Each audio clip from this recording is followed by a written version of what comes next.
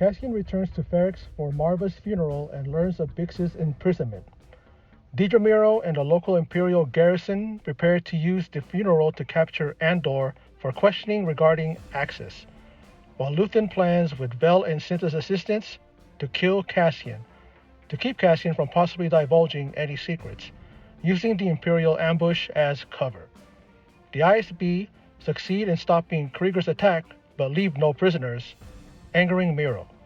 Mothba's 13-year-old daughter, Lita, is introduced to Davos Skulden's 14-year-old son. During the funeral, B2EMO displays a recording of Marva, who rallies the populace to fight the Empire, creating a riot in the main quarter. During the confusion, Cassian rescues Bix, while Cyril Karn saves Miro from being attacked. Meeting with B2EMO, Brasso, and several others in a shipyard, Cassian convinces them to take Bix somewhere safe away from Ferrix. Moved by the rebellion on Ferrix, Luthen returns to his ship where Cassian is waiting. Knowing that Luthen is there to assassinate him, Cassian offers Luthen the choice to either kill him or take him in, to which Luthen smiles. In a post-credits scene, droids assemble the machinery produced by the Narkina 5 prisoners on the firing dish of an Imperial super weapon.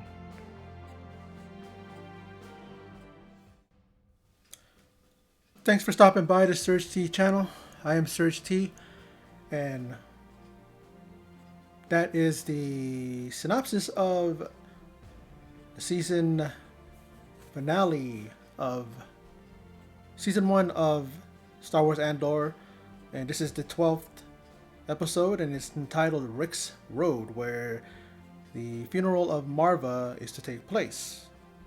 And what a way to end the show, well, the season anyway, on what a cliffhanger. What is Luthen going to do? Is he going to turn in Cassian? Is he going to do what he set out to do? What he prepared Vel and Cinta to do? That is to assassinate or kill Cassian. We then see an end credit scene, or a mid credit scene, or however you want to, post credit scene, right? Where you see, and I'm wondering, I was wondering what the Narkina 5 prisoners were doing. What were they building? And it ends up that they're working on a firing dish, right? I mean, the parts that go onto a firing dish of an Imperial super weapon. And we all know what the Imperial super weapon was. The Death Star. I looked it up just to make sure. Been a while, right? Since I've watched Star Wars and any other things, and even though it's referenced through time, the Death Star. In the synopsis, it doesn't even say the Death Star. It says the Imperial super weapon. That's what it is. And that was a mind blower to see that. Because we know at the time of A New Hope, they were continuing to, by that time it was built. It was during Return of the Jedi that they had one being built, and they had to go in there and take out the reactor to destroy it once and for all. But when you think about Cassian, when he made the biggest took the biggest risk of him going back to Ferrix, his mom died. He even had a great flashback of memory thinking about his dad, Clem. Teaching him things, and maybe some things that he shouldn't be learning from Clem, because if Marva came home, would they be in for it, But then, his mom, he wants to be there. He wants to see her, the ceremony, see her be laid to rest. Well, it's in the form of that brick. They're going to put it in the wall, and that's where she will be interred. But you gotta love Marva. I mean, here she is. She's long gone. She's dead, and she was still able to rally the troops to motivate them through that hologram, courtesy of B2 Emo. Is it B2 Emo or is it B2 EMO? Because I don't want to see emo. Because what is B2 and emo? Is B and emo? You know what I mean?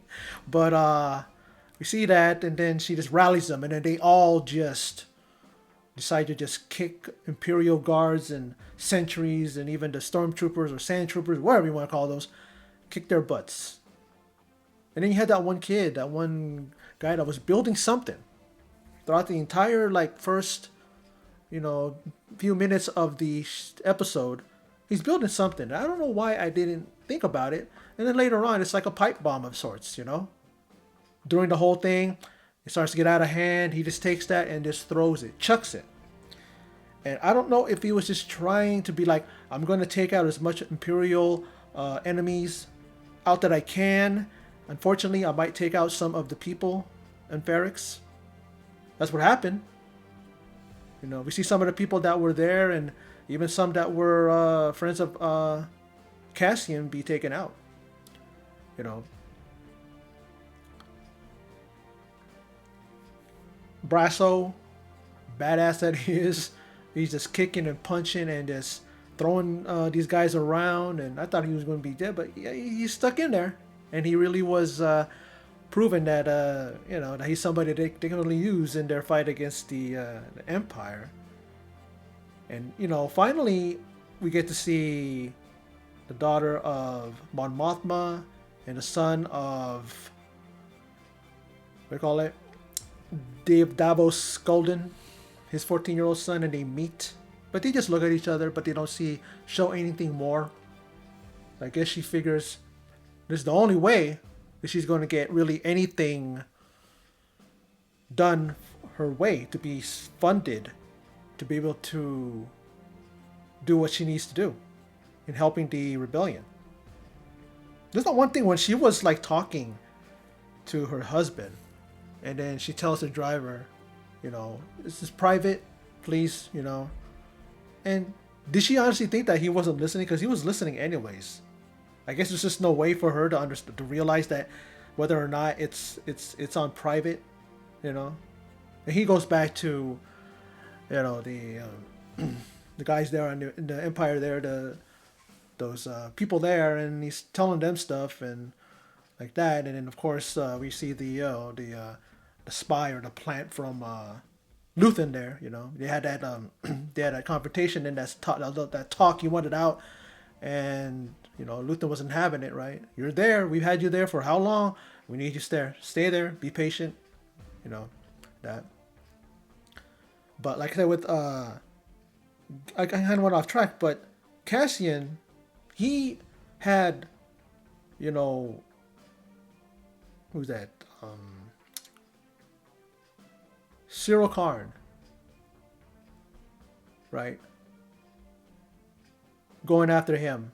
You had Deidre Miro after him, and Luthen after him. And Cassian knows that he has people after him, but did he know? I mean, I don't think he knows about Cyril Karn. Deidre Miro, I don't know, but he definitely knows about Luthen. And does Luthen have a change of heart? You know? Did he get motivated and did he get moved by the rebellion and the uprising? Is he going to use that as a way of saying, you know what? I'm not going to do anything to you. I'm not going to assassinate you. I'm not even going to take you in. You know? So there's that. And I'm just really just thinking about the post-credit scene. It was pretty mind-blowing, like I said earlier. And I really am just, you know, every time I see it, you know, we all know about the Darth Vader, the Darth Vader. Definitely know about him. But I mean, we all know about the building of the Death Star. It was already ready to go by the time the New Hope came around. And to see that, me being a Star Wars fan and growing up with it and seeing it when I was a kid, when it came out in '78. When I see that, when I see the callbacks, when I see something like that shown in a new show, even though the show does take place before Rogue One and before the time of A New Hope, it still just gets me right here, and I love seeing that. Like I said, when the Tie Fighters come out and you hear the sounds, the whooshing, the sound of the blasters and all that stuff, it just takes me back. And this episode truly is one of the best Star Wars shows, I think, ever. I mean, The Mandalorian just dropped, and I watched it, and I thoroughly enjoyed the first episode.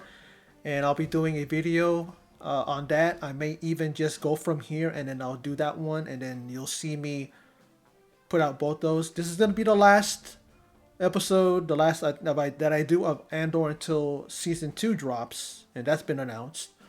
And then in its place, I'll be doing The Mandalorian season 3 weekly. It's gonna be late because I had to do this one first, and then I will do The Mandalorian from here on in every Thursday. That's my target to post those episodes. Very good episode. Very good start to The Mandalorian season 3. But speaking of episode 12, Rix Road, really just leaves you wanting more. I love how it ended and how, like I said, you're left on a cliffhanger. What is Luthen's decision? To take him in or to kill him? He might not do both. He might take him along and, have him help him. He helped him before, but I guess they just didn't want him to talk. But I don't think that Andor, Cassian isn't anything like that. He's not that kind of a person that's going to, talk. I mean, he's a guy who is pretty, he's a pretty he's just a trustworthy guy. He's a very, he has morals. He's a guy who was raised right by Clem and Marva. It's the guys that they were with, they were on that mission with them. I mean, they're the ones, right, that in the end, they all died, except for Cassian, Cinta, and Bell. So, where does he go from here? What is going to be the storyline of the next season? How far are they going to go until we go right up to the time of Andor? I want to see how smooth it goes. I want to see how it smoothly goes from the last episode of this thing right before it goes into Andor. I mean, not Andor, into Rogue One. But we see this, they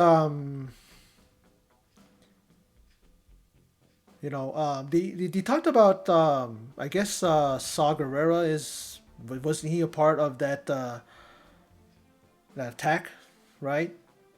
Was he there? Because there's no survivors. They killed them all. Miro said no, but she even did the same thing about the whole thing with the funeral and being there and everything like that. They had troops on the ground. They wanted snipers. She said no. And then all hell breaks loose. And you see just, like I said, from all sides, people are coming at Andor, going at Cassian. And just like I don't know, maybe that's the reason why he was the way he was in Rogue One. If you see how he was, and then look at how he grew up, and look how he was trained, and look at how smart he is, how he just adapts. He sees things and he's able to just adapt to it, adapt to the situation. He's able to just get out of there by the skin of his teeth at most times. But it just seems like you worry about him, but then look what happened with him in Luthen. Like, it's almost like he's got Luthen probably thinking his way. He's able to manipulate the situation, so so Luthen is probably not going to kill him and not turn him in and use him as an asset, as an ally maybe. I mean, is Vel really that quick to want to kill him?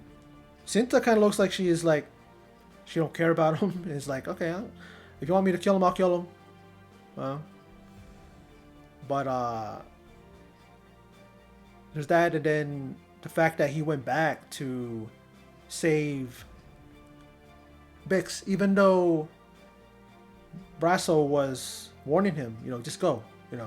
You understand the garrison, you understand the people you're going to be up against, and he don't care. He feels like he's lost everything, lost a lot. So what else is he gonna have to risk? Does he really care about what the risk is? And he goes back and gets her, and then he's able to get her and Brasso and the rest, off onto that ship, and they're gone. And he says that, even Bix in her weakened state goes that he'll find us, and then she's like, "Yeah, I'll find you. I will find you guys. Just go, get out of here, and I'll find you." And really, really a loyal guy, someone who really does care about his friends like Brasso and and Bix and others, even little B, B2EMO, you know, really just affectionate one like that. Like that's a dog, like a cat. Like he's like petting it, telling him, hey, you're reliable. I love you, buddy. You're one of the people that have always been there for me and stuff like that. And then him thinking that he let his mom down and that they were kind of angry at each other or had an argument before he left. But then Brasso gave him of what she told him to tell him, and that in all essence that she loves him even though even despite the wrongs, I mean, whatever, even what he did wrong, she still loves him even for the wrongs that he's done. She unconditional love is what she has for him, and it's almost like saying, I'm okay, and you don't have to worry about what happened to us between us because I always love you and I always will. And there's nothing to that, and that's how it is, that's how it should be. And I'm glad that he was able to get that confirmation about, that hey, his mom loved him no matter what. And that's a good thing. That's always a good thing to have. Somebody to be there and knowing that no matter what happens, no matter what you do to each other, arguments, maybe a physical fight or whatever, but you can always turn around and go, man, that was yesterday. What about today? Let's start over. Let's just get back to being, who we are, and stuff like that, and how much we love each other and everything like that. But like I said, what a way to end the first season. A great way. Loving everything that took place and transpired during this season, and really, really a well written, well acted, well executed. Everything was great. I love this show, and I can't wait for episode 2. But anyway, that is not episode 2, season 2. I caught myself before I signed off, and people are gonna go, he said episode 2, but season 2. I can't wait till that pops off and that drops, and well, that's that. So that's my video. So for those of you who stopped by and checked out my video, I appreciate it. Thank you for your support. And in closing, as always, take care.